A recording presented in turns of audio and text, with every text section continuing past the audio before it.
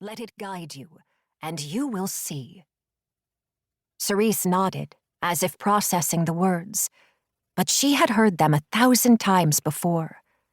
Her earliest memories involved toddling through this very courtyard and admiring the teenage seers as they honed their skills.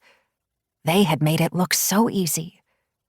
"Kneel on the ground there," the Reverend Mother said, pointing straight ahead of her at a stone paver located an arm's length from the bench, and the serpent resting beneath it. "Take the kit with you." The edges of the stone pavers were sharp against Cerise's knees when she took her place, but she barely noticed the discomfort. She was too distracted by the serpent on the ground in front of her, now awake and flicking its forked tongue into the air. The kit seemed to sense danger. Cerise felt its tiny heart beating faster than angel fly wings. "Now then." The Reverend Mother reached behind her and produced a small wire cage, which she placed on the ground directly in front of Cerise. Approximately 2 hand-widths wide and deep, the cage was open at the top. Along the front wall were 6 evenly spaced holes, large enough to let the viper inside, but too small to allow the rabbit to escape. The holes were facing the serpent, creating a short, straight path from its resting place to the 6 entrances. "Place the kit inside the cage." Cerise did as she was told. "The serpent will enter the cage," the Reverend Mother said, "through one of the 6 front holes. It will not enter from the top. I know this because it is a simple creature, and I can see which path it will choose. Close your eyes. Clear your mind, and you will see it too.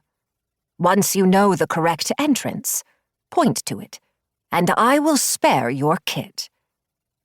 The Reverend Mother didn't speak the alternative, but it hung thicker than pollen in the air.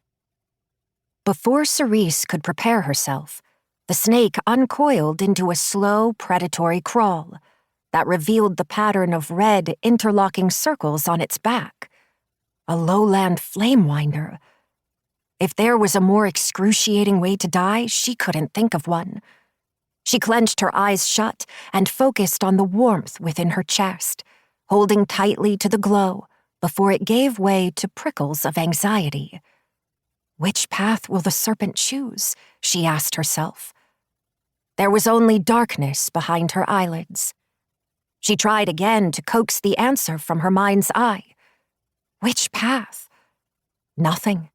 Not even a flicker of divination passed through her. She had just exhaled to steady her nerves when something happened that curdled her blood. The kit began to scream. Cerise opened her eyes in horror. She had never heard a rabbit scream. She hadn't even known it was possible.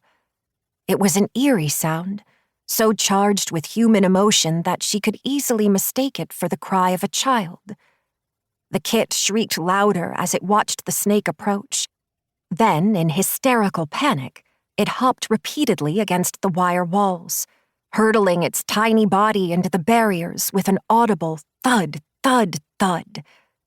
"Draw from your compassion," the Reverend Mother said. Cerise refocused, drawing on not only her compassion, but every single emotion within her, until she feared she might burst from the strain. Sweat slicked her body, making her shiver. She cleared her mind and opened her heart. When that didn't work, she silently pleaded to the goddess for an answer. Which path will it choose? No matter how hard she tried, she couldn't see the snake in her mind's eye. The kit sent up a series of screams, death cries, as the serpent poked its head through the 3rd lowest hole and drew back to strike. Cerise plunged her hand into the cage at the exact moment the snake lunged forward. A pair of needle-sharp fangs sank into her forearm, and then came a pain so acute there wasn't a name for it. She screamed from the pits of her lungs without a care for her reputation as a lady of the temple. Let the goddess Shira take her. Death would be a mercy.